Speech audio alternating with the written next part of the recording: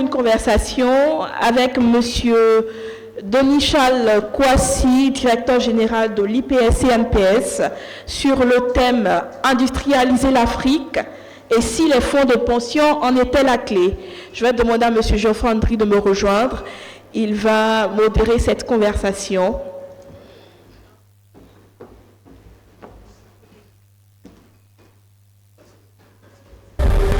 Bonjour, je suis entrepreneur. Je me bats chaque jour pour faire grandir ma PME. Mais l'accès au financement reste un défi. Les fonds de pension gèrent des milliards issus de l'épargne des Africains. Alors ma question est simple.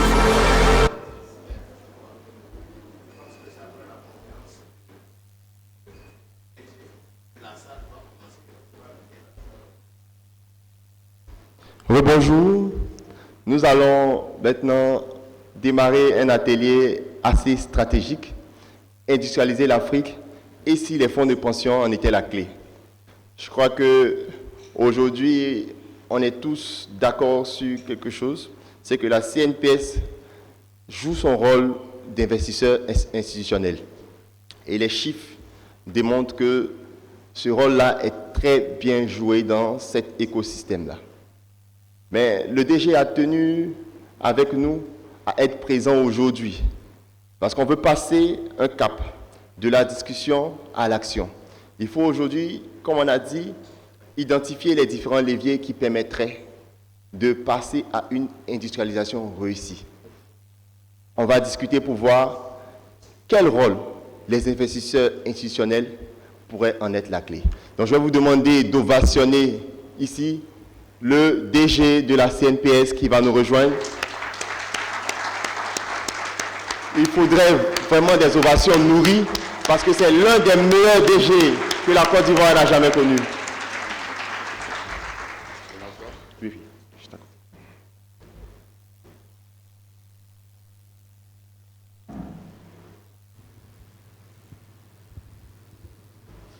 Alors, quand je parle, on m'entend dans... Il faut ça. Ok, c'est bon. Bonjour DG. Bonjour. Vous allez bien? Très bien. C'est un honneur pour nous de vous recevoir en ce jour. Je crois qu'à la deuxième édition, on avait eu une courte discussion qui avait débouché même sur un article dans les médias. Aujourd'hui, on va aller en profondeur et voir dans quelle mesure les investisseurs institutionnels comme la CNPS pourraient être la clé de l'industrialisation en Afrique. Déjà, pour commencer, on va parler d'abord des performances de la CNPS. Parce qu'on a remarqué qu'après différentes réformes, la CNPS a passé réellement un cap. Et aujourd'hui, les actifs financiers de la CNPS ont été multipliés par 44 en seulement 12 années. Selon vous, quelles leçons de gouvernance tirez-vous de cette évolution exceptionnelle? Surtout que ces leçons-là pourraient être importantes pour les PME qui sont dans cette salle. Merci. Je suis très heureux d'être ici avec vous. Je suis là, vous l'avez dit, en tant qu'investisseur institutionnel, mais je veux dire un mot par rapport au thème qui est le soft power. C'est que l'Afrique qui doit se faire connaître par son savoir-faire dans certains domaines. Et j'ai bien aimé l'expression de audace que notre sœur a utilisée. Vous savez que la sécurité sociale dont on a hérité, ça vient de la France, ça vient des Européens, notamment de la France, qui aujourd'hui a des grosses difficultés dans cette pratique de sécurité sociale. Et pendant ce temps, nous qui sommes des élèves, depuis une quinzaine d'années, nous avons changé le modèle économique et nous avons connu un succès qui fait qu'aujourd'hui, l'élève est capable d'apprendre au maître. Mais il a fallu de l'audace parce que nous avons changé le modèle économique. Quand vous avez appris quelque chose, le professeur il est là, vous avez appris, vos professeurs vous ont dit c'est comme ça. Et puis dans la pratique, vous voyez que ce n'est pas aussi simple que ça. et vous dites, je change la façon de faire, et qu'elle est nouvelle, vous avez de l'audace. Parce que si vous échouez, c'est très mauvais.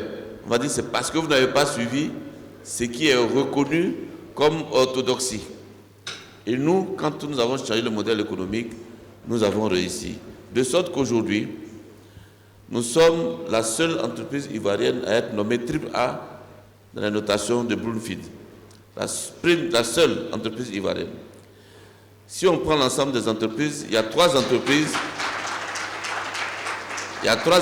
en Côte d'Ivoire, CNPS, Orange et Société Générale, qui sont notées AAA. Autre rayonnement international, c'est que nous sommes un membre influent de l'Association internationale de sécurité sociale. Cette association qui regroupe tous les pays du monde, y compris les États-Unis et la Chine, il y a 5 grandes commissions au sein de cette grande organisation et 4 cadres de la CNPS sont vice-présidents de 4 commissions. Je crois que ça s'ovationne. Donc c'est le savoir-faire qui s'exporte. Et récemment, c'est la connexion qu'on a eu à faire aussi avec les pays d'Afrique australe, où nous sommes en train de créer un fonds d'investissement qui regroupe 15 pays pour l'instant, et nous avons l'intention de faire accroître le nombre de pays. C'est tout ça pour vous dire que effectivement, il y a de l'audace à avoir et on ne doit pas avoir de complexe pour dire que ce qu'on a appris à un moment donné, c'est une vérité intangible. Voilà, l'Africain doit pouvoir créer sans complexe et la CNPS l'a fait et nous avons aujourd'hui un rayonnement international. Voilà ce que je voulais dire quand même sur le soft power. Et donc, dans tous les domaines, j'encourage tout le monde, tout Africain, à vouloir être le meilleur. On a le cas de Ethiopian en matière d'aviation. Et vous avez parlé de la musique au niveau du Nigeria et dans plein de domaines. Si on se donne vraiment les moyens, si on a de l'audace, on peut aller très loin. Je ferme la parenthèse, je reviens sur la CNPS en tant qu'investisseur. Et là, peut-être qu'il faut qu'on projette quelques chiffres pour que... La présentation, s'il vous plaît.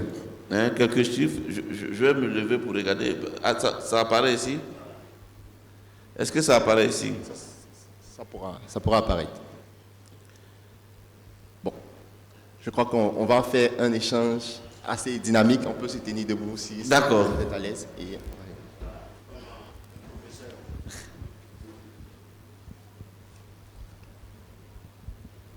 Non, il faut prendre l'autre document, le document de l'évolution des indicateurs depuis 2012. Il faut projeter ce document-là.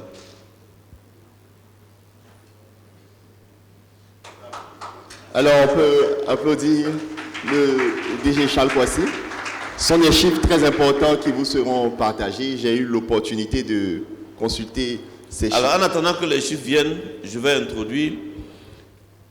Alors, la sécurité sociale que nous faisons aujourd'hui, comme je dis, on l'a hérité du système français, qui est basé sur un système de répartition qu'on appelle aussi un système de solidarité intergénérationnelle. C'est-à-dire, aujourd'hui, les travailleurs qui sont là, en France, payent la retraite des retraités qui sont là en ce moment. Ça a commencé après la Deuxième Guerre mondiale et ils ont pensé que les indicateurs macroéconomiques allaient permettre de maintenir cet équilibre entre le besoin de retraite d'aujourd'hui et la production qui entraîne le paiement de cotisation aujourd'hui. Ça n'a pas été le cas. Là où ils étaient à 4 ou 5 travailleurs pour un retraité au sortir de la guerre, aujourd'hui ils sont à 1,6 travailleurs pour un retraité. Donc vous voyez que le système, dans sa conception même, avec l'évolution des choses, augmentation de l'espérance de vie, et puis la diminution de la natalité, le système s'est simplement écroulé. qu'est-ce que nous on a dit? Nous on a dit, on va garder le système de solidarité, mais pas sous l'angle que j'ai expliqué tout à l'heure. La solidarité, pour nous, c'est d'abord de créer de la richesse. Et c'est dans la distribution de la richesse qu'il faut intégrer le système de solidarité. Ça veut dire quoi? Ça veut dire que les riches, quand il y a de la richesse, parce que c'est la richesse qu'on distribue, ce n'est pas la pauvreté qu'on distribue. Et donc, si vous êtes un système performant, ce que vous gagnez, vous pouvez faire en sorte qu'en repartissant, vous corrigez un peu des inégalités sociales en faisant en sorte que les plus petits soient relevés sans qu'ils aient contribué proportionnellement à ce qu'ils gagnent. C'est ça la notion de solidarité que nous avons gardée. Mais qu'est-ce que nous avons dit? Nous avons dit, un travailleur aujourd'hui qui vient, il dit il va vous donner 1000 francs. Dans 30 ans, qu'est-ce que vous allez donner en matière de retraite? Là où le système français dit je n'ai pas à me soucier, les travailleurs de cette époque, ce qu'ils vont cotiser, c'est ce qu'on va vous donner. Nous, on dit, ces 1000 francs-là, dans 30 ans, il faut que ça représente 10 000 ou 15 000 pour que l'argent ne perde pas sa valeur. Donc, on a fait en sorte d'être un investisseur et de trouver en dehors des cotisations une autre source de financement qu'on appelle les produits de nos placements. Et vous pouvez remonter un peu, parce que là, vous voyez la coupe verte. Voilà. Alors, le résultat net de la CNPS de 2012 à 2024, vous voyez que, pour ceux qui ne voient pas, en 2012, c'était de 8 milliards de francs CFA. 8 milliards de francs CFA. En 2024, on est à 225 milliards de francs CFA de résultats nets. De 8 milliards, on est passé à 36 milliards, à 45 milliards, 63 milliards, 77 milliards. En 2019, on a atteint les 100 milliards et depuis 2023, on est au-dessus de 200 milliards. Cette année, on attend 250 milliards. Donc, on va en faire un bond encore par rapport à 225 milliards. Donc, c'est d'abord, comme je vous disais, la création de richesses. Et grâce donc à ces résultats, nous avons fait des investissements, nous avons fait des placements. Et ces placements-là, alors donc voilà, vous voyez allez-y, vous pouvez monter. Vous voyez les réserves de la CNPS. Elles étaient de 136 milliards en 2012.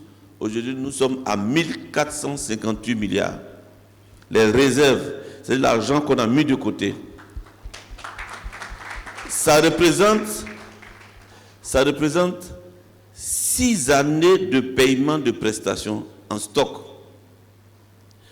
Et si je veux comparer à tous les droits qui sont acquis aujourd'hui par les travailleurs, cette réserve, pour des gens qui ne sont pas encore à la retraite, ça couvre déjà 40% de nos engagements acquis à ce jour.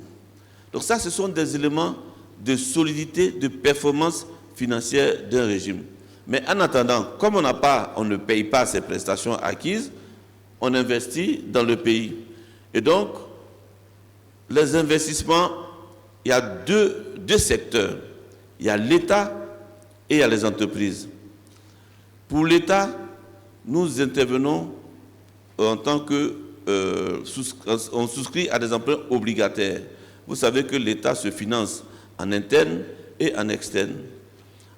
Il faut faire en sorte, pour un État, pour un équilibre, il faut faire en sorte que la dette intérieure prenne une part de plus en plus importante pour réduire la dette extérieure. Vous suivez ce qui se passe en France actuellement avec le vote de confiance qui a été demandé par le Premier ministre Bayrou, parce qu'il dit que la dette intérieure, enfin, la dette globale est insupportable, elle est au-delà de 100%, avec 60% de dette extérieure.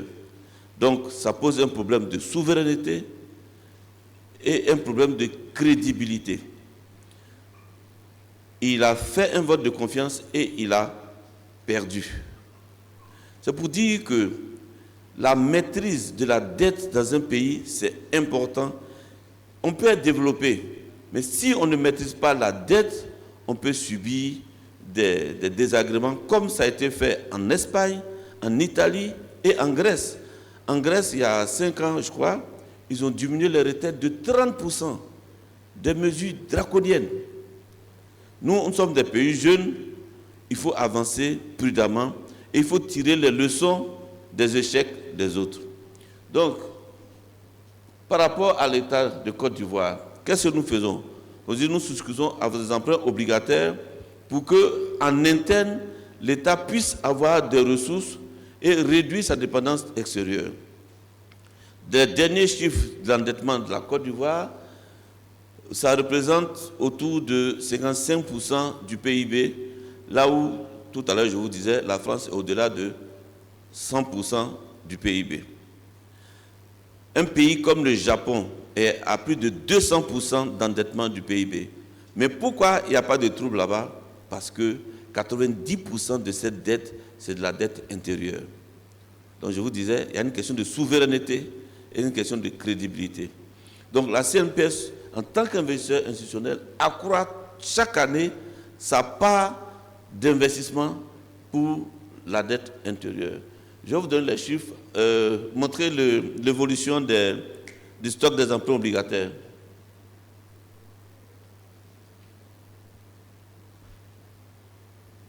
Évolution des obligations.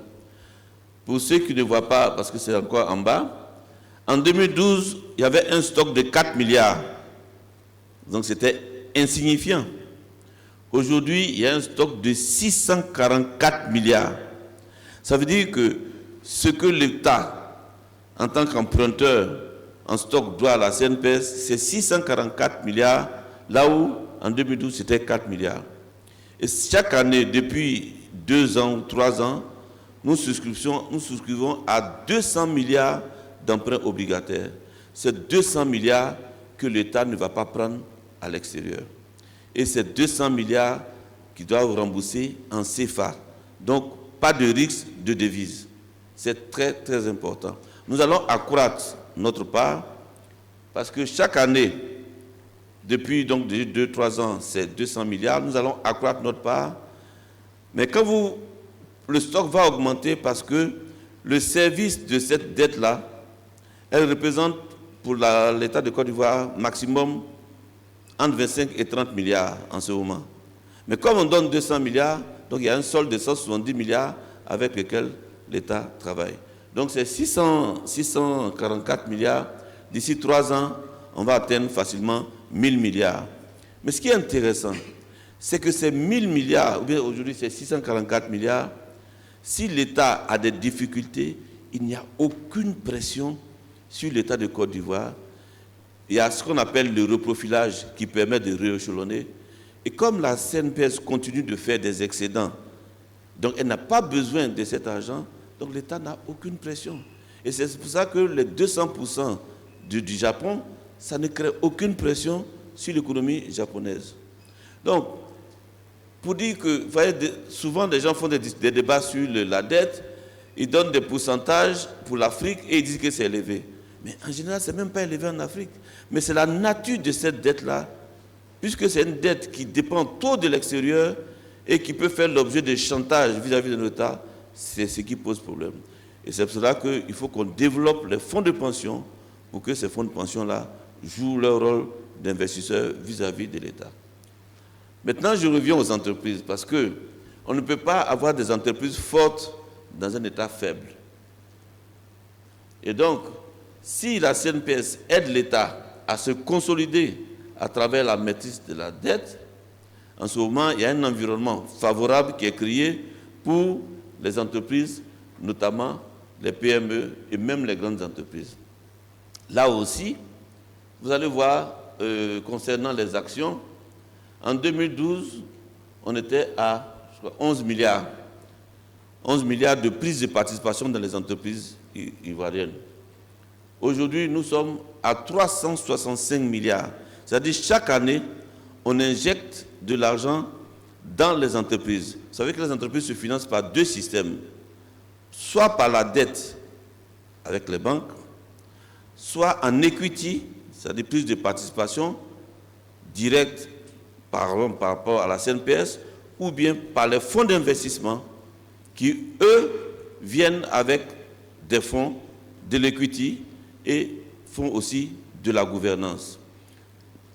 Donc le soutien aux entreprises ivoiriennes, ça se fait par la CNPS et aujourd'hui, grâce à la CNPS, nous avons récupéré, par exemple, la CNPS a autour de 16 à 17% d'actions à NCA Bank, 22% à la BCC, puisque la BCC c'était la BNP. On a un consortium d'Ivoiriens qui avons racheté. Et pour la petite histoire, il faut maîtriser, il faut que dans chaque pays africain, on puisse maîtriser le système financier. Il faut qu'on soit propriétaire de notre système financier. Sinon, il ne faut pas s'attendre à ce que les entreprises locales soient financées. Quand on a racheté la BNP, enfin les actions de la BNP, la BCC, on s'est rendu compte que 85% des dépôts sont faits en local, donc par des Ivoiriens, par des opérateurs ici, mais 75% des prêts étaient faits aux multinationales. Donc retenez ça, si un pays ne maîtrise pas son système bancaire, si un pays n'investit pas dans les fonds qui, eux, vont mettre de l'argent dans les entreprises, c'est un pays qui aura du mal à se développer et à financer son économie interne. Donc là, vous voyez que la CNPS joue aussi pleinement son rôle. Dans les fonds d'investissement, jusqu'en 2015, on n'existait même pas. Mais aujourd'hui, ça y est, private equity, vous voyez ici, private equity, jusqu'en 2015, c'était zéro. Là, on a 75 milliards d'injectés dans les fonds d'investissement. Et ces fonds d'investissement prennent des parts dans des entreprises. Et quand vous êtes à la table des décisions, parce que vous êtes actionnaire important d'un fonds, vous drainez le fonds vers votre pays. C'est clair.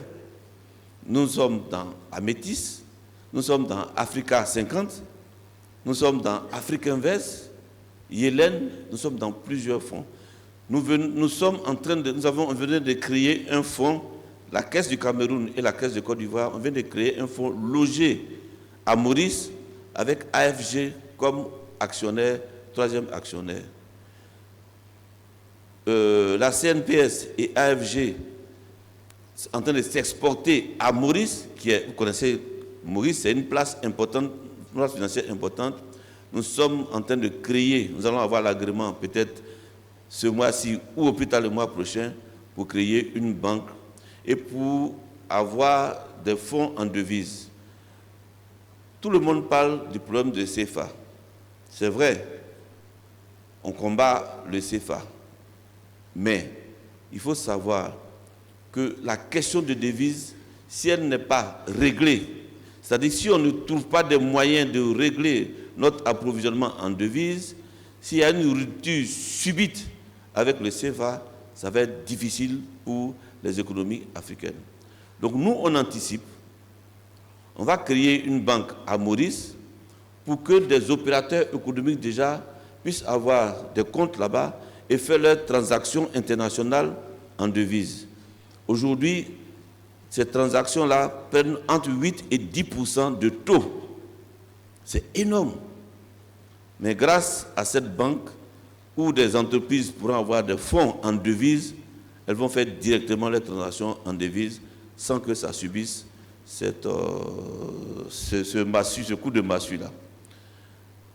Alors, qu'est-ce que je peux dire encore? Donc, nous finançons, je disais, l'État de Côte d'Ivoire, nous finançons des entreprises à travers les prises de participation directes, mais nous finançons aussi les entreprises à partir des fonds d'investissement dans lesquels nous sommes et Alors, ce qu'on veut faire, parce que le gros problème pour revenir aux PME, le gros problème des PME, c'est que la dette est insupportable pour les PME.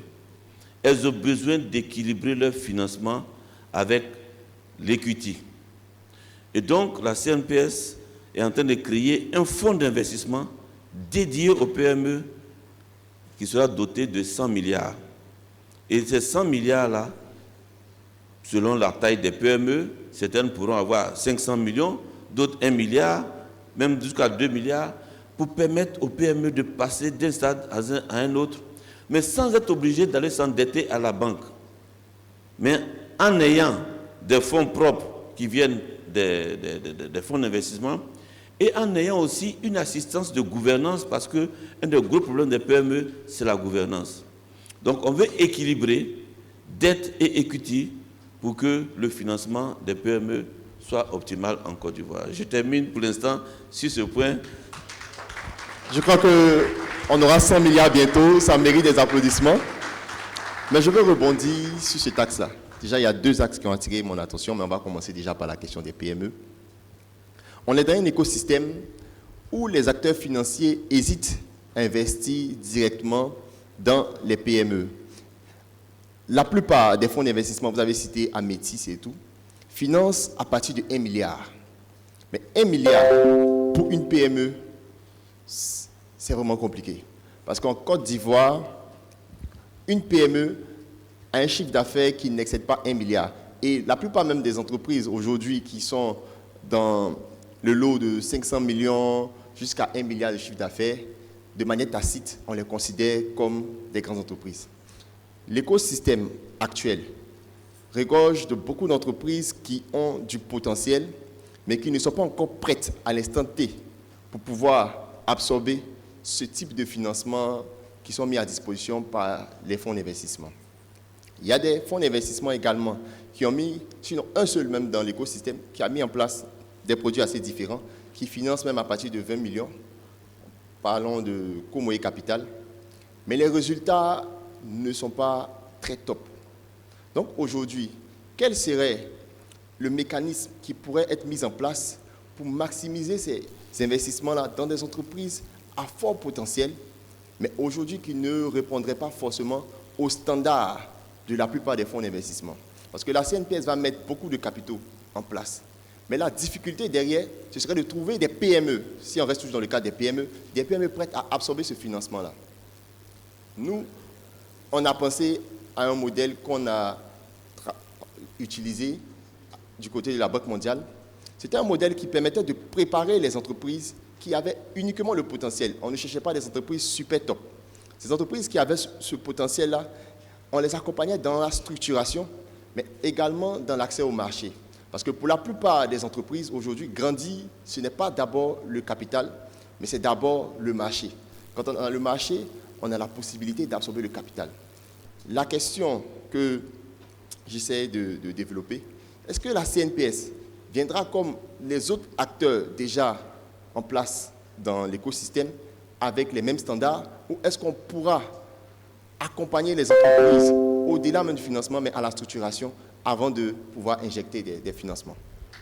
Alors, nous, on mettra en place le dispositif qui pourra servir tout le monde. Je vous ai dit, nous sommes actionnaires dans de nombreuses banques. Donc déjà, la banque est plus ou moins maîtrisée par la CNPS. Donc ça, c'est côté dette. Mais avant les banques, il y a les structures de microfinance. Parce que, en fonction de votre taille, il faut savoir quel type de financement est propice. Donc, il y a les structures de microfinance. Nous sommes en train de faire en sorte que les taux puissent baisser parce que les taux des microfinances sont trop élevés pour ces petites entreprises-là. On passe par les fonds que nous, on va déposer chez eux sous forme de DAT. On va essayer de trouver des taux d'intérêt qui vont faire qu'au final, la petite entreprise va emprunter à un taux soutenable. Ça, c'est donc à travers les microfinances. À travers les banques, je vous ai dit que tant que le pays n'est pas propriétaire des banques, en grande partie, les banques ne financent pas les PME.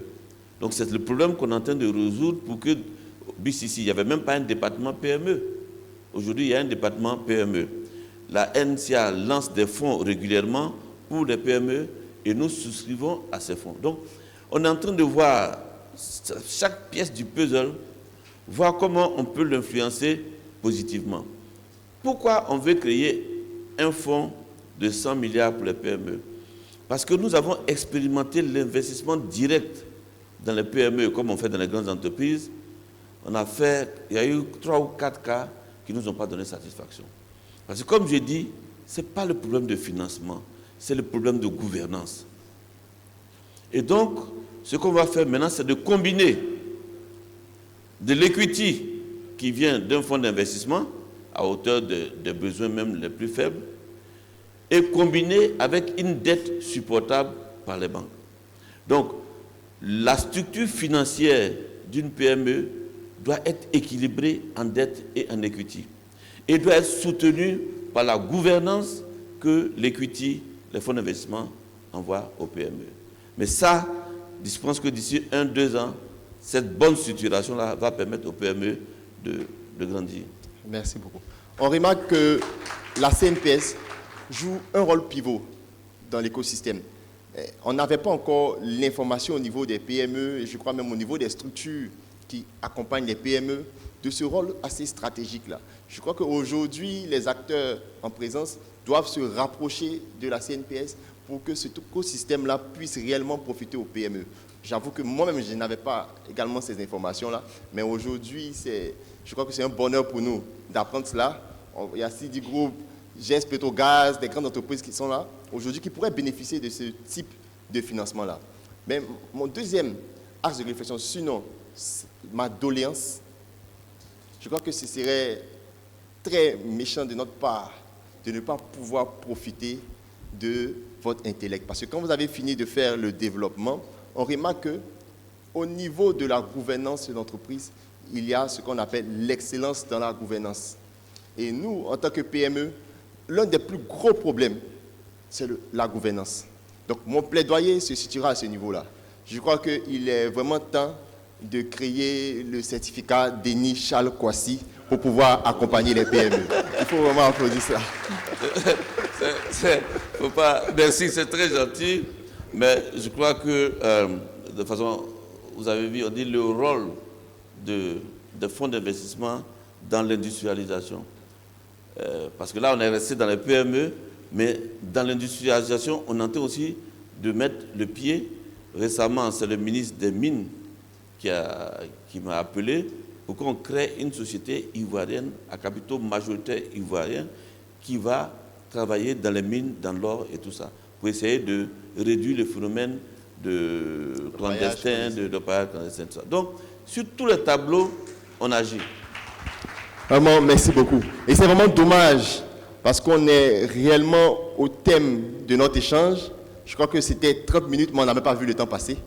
Et je voudrais donner la possibilité, au moins au public, de poser une question. Et là, on me dit même 2 ou 3, hein? Pourquoi pas? On peut faire l'entorse, parce que c'est très important.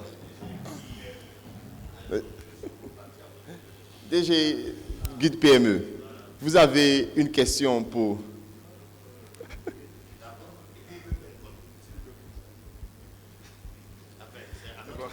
Ok. C'est un honneur et en tout cas félicitations, monsieur le DG. C'est vrai que j'ai parcouru votre site web, j'ai beaucoup appris à travers votre présentation. Félicitations pour cette performance spectaculaire que j'ai vue. Depuis 2012 à aujourd'hui, vous avez quadruplé, pour ne pas dire multiplié par 10, 20 de fois. Donc, nous sommes vraiment, nous du privé, parce que je suis un employé du privé, donc c'est avec beaucoup de plaisir et honneur que je comprends que ce qu'on me prélève, en fait, sert à quelque chose pour l'État ivoirien. Donc, pour cela, merci beaucoup. Maintenant, pour revenir à mon rôle en tant que directeur général des guichets uniques de développement des PME, je pense qu'il faut vraiment qu'on se rapproche pour parler. Parce que vous avez évoqué des montants, c'est 100 milliards qui est resté en tout cas dans ma tête.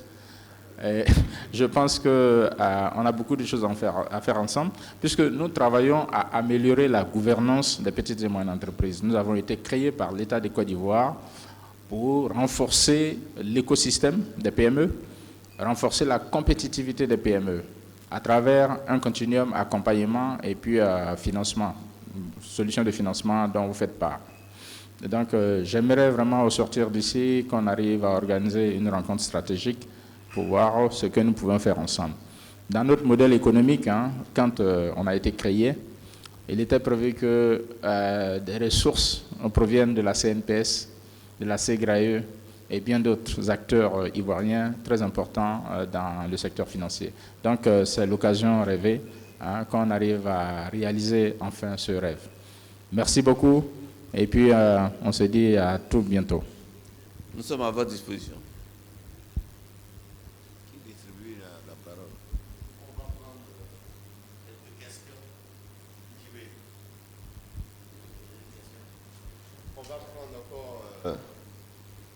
Une question? Ok. Effectivement. Allô? Je m'élève alors. Bonjour tout le monde. Je suis Goli Jean-Baptiste. Je suis dans les médias, mais aujourd'hui je ne suis pas là pour les médias. Sinon, je suis directeur général adjoint de l'intelligence d'Abidjan. Mais je suis aussi acteur de la vie active. Je suis dans la société. Donc, je suis venu à ce séminaire pour d'abord écouter et aussi pour pouvoir féliciter mon cher ami et aîné et pour assister aussi mon frère Justin qui m'a fait l'honneur d'être invité. Alors, j'ai été très ému aujourd'hui de savoir que la CNPS fait autant de choses et pour toute la Côte d'Ivoire, pour tout le monde. Je tenais vraiment à le féliciter. Je voulais aussi savoir si c'était ouvert à tous, parce que la CNPS ne peut pas forcément aider que tous ceux qui sont à sa portée. Est-ce que la CNPS se déplace vers tout le monde, vers le petit commerce, vers le petit paysan, vers le petit planteur? C'est ce que je voulais savoir. Merci. Alors, merci. Je disais que à chaque taille d'entreprise, il y a un mode de financement approprié. Je dis que les petites entreprises, il y a des microfinances qui existent. Et quand vous grandissez, vous allez vers les banques. Est-ce que vous voyez? Donc, à chaque stade, la CNPS a un rôle à jouer. Notre objectif concernant les petites entreprises, c'est le taux que les microfinances appliquent à ces entreprises. Nous estimons que c'est des taux insupportables aujourd'hui, qui ne permettent pas à ces petites entreprises de rentabiliser leur activité.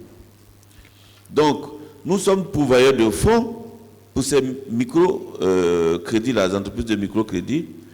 Nous avons donc la possibilité d'agir sur le taux final qu'on va appliquer à une petite entreprise. C'est sur ça que nous sommes en train de jouer pour que le taux qu'on va appliquer à une petite entreprise soit supportable.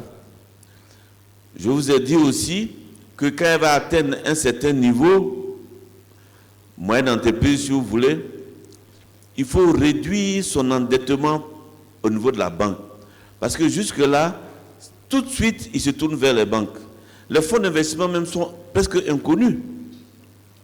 C'est pour cela que nous avons mis le pied dans ce secteur pour influencer, pour drainer les fonds vers ces entreprises-là qui vont équilibrer leur structuration financière entre dette et equity. Et s'il peut y avoir même plus d'equity que de dettes, c'est tant mieux. Ouais. C'est le problème, le gros problème, c'est de la dette. Il y a un secteur qui est en train de mourir par le poids important de la dette, c'est les pharmacies. Les pharmacies que vous voyez, 80% des pharmaciens n'arrivent pas à équilibrer leurs comptes. Pourquoi? Il y a deux problèmes. Le premier, ces pharmaciens-là, à l'université, ils ont appris les molécules, ils ont fait de la biologie et tout ça. Ils sortent, on leur dit, il faut aller être commerçant. Parce que ouvrir une officine pour vendre des médicaments, c'est un travail de commerçant. Mais ce n'est pas ce qu'il a appris à l'école. Donc, la pharmacie n'étant pas conçue comme une entreprise où il peut y avoir des actionnaires, où il peut y avoir des gestionnaires, mais c'est déjà un handicap dès le départ. Parce que ce n'est pas parce qu'on a fait des études de pharmacien qu'on peut être bon gestionnaire. Et la plupart du cas, en fait, ce n'est pas le cas.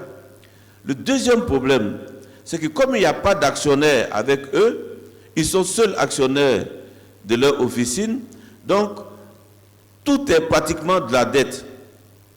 Et comme les marges ne sont pas élevées dans ce secteur, ben, au bout de 5 ans, 10 ans, elles commencent à être essoufflées. Et donc, les quelques pharmacies qui tiennent la route aujourd'hui, c'est celles qui ont diversifié et qui ont trouvé des activités grâce à la trésorerie qu'elles ont. Elles ont pu mettre en place des activités pour soutenir l'activité des pharmacies. Donc là, j'ai déjà fait une conférence là-dessus. Ces secteurs-là, on doit les sauver. Sinon, ça, c'est des futurs pauvres que nous sommes en train de préparer. Merci. Je pense qu'on a presque terminé, mais on aimerait une question d'une dame, si possible. Dans le cas où ce ne serait pas possible, lorsqu'on a annoncé l'atelier avec M. Denis Chalkwasi, on a été sollicité par un acteur majeur de la culture. Il nous a dit qu'il a appris que M. Denis Chalkwasi est un réel passionné de culture. C'est ce qu'on nous a dit. Et qu'il aimerait lui poser une question sur le soft power africain et le lien avec la culture. Donc on va appeler ici M. Kaloua Zobo qui viendra pour poser la dernière question afin de clôturer cet atelier. On va l'ovationner s'il vous plaît.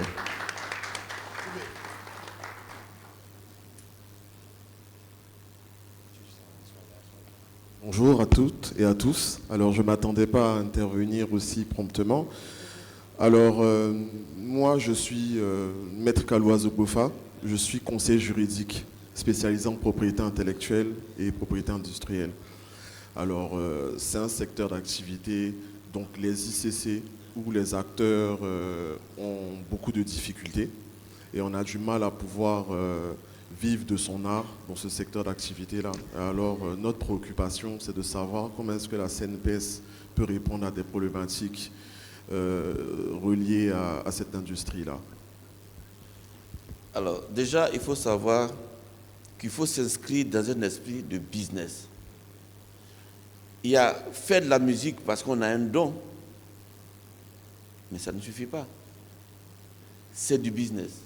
Ça veut dire qu'il faut créer un cadre avec eux pour savoir quels sont leurs besoins spécifiques. Et ça sera un rôle du Fonds des PME pour voir par secteur d'activité comment on peut résoudre les problèmes qui sont des problèmes différents selon les secteurs d'activité. En matière de culture, comment on peut financer ce domaine-là. Surtout qu'ils n'ont pas besoin de fonds importants pour faire des choses intéressantes. Mais c'est comme dans l'agriculture. Vous voyez, on a du mal à dépasser un certain seuil parce que vous dites à quelqu'un de produire de la qualité et vous lui demandez de vendre. Mais vendre, c'est un autre métier que produire. Voyez-vous, la pauvre dame produit sa tomate, elle produit ses légumes, on produit des mangues et tout ça. Ce sont des denrées périssables. Mais avant la production, il faut qu'au niveau étatique et au niveau des structures comme la CNPS, nous réfléchissions à la commercialisation. Moi, je prends l'exemple de la mangue de Korogo. Si on met en place un système de commercialisation international avec des garanties et tout, celui qui voudra une mangue de Korogo, il devra commander 5 ans avant. Est-ce que vous voyez? Donc, à chaque métier, il y a des spécificités. C'est pour ça que j'ai pris le tracas tout de suite au niveau de l'agriculture. Ne demandez pas aux gens qui produisent du maïs, des tomates, d'aller se confronter au marché international. C'est perdu d'avance. Donc ce marché international doit être récupéré par des structures étatiques ou privées, tout ça, pour s'occuper de l'aspect commercial. Et celui qui a produit, lui, on lui donne son argent et il ne va pas subir de pertes. Donc, un pays, ça se structure. Et l'esprit business, c'est de faire en sorte de diagnostiquer les problèmes dans les différentes étapes et de trouver des solutions qui soient des solutions viables pour ceux qui entreprennent, tout comme dans votre domaine. Merci beaucoup, monsieur le directeur général. On a clôturé cet atelier, mais j'aimerais, avant cela, reprendre quelque chose qu'on a fait à la deuxième édition de l'Université d'été des PME. C'est appeler le professeur Justin Kofi Ougoran sur le pupitre pour la photo.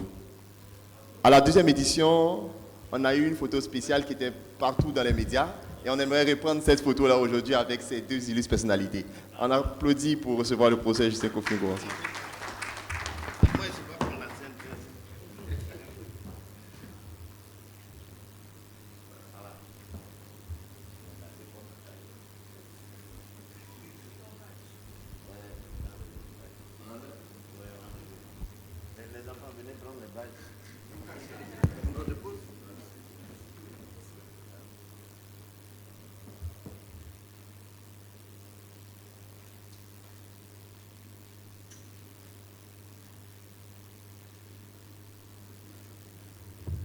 On va également appeler tous les officiels à nous rejoindre pour la photo.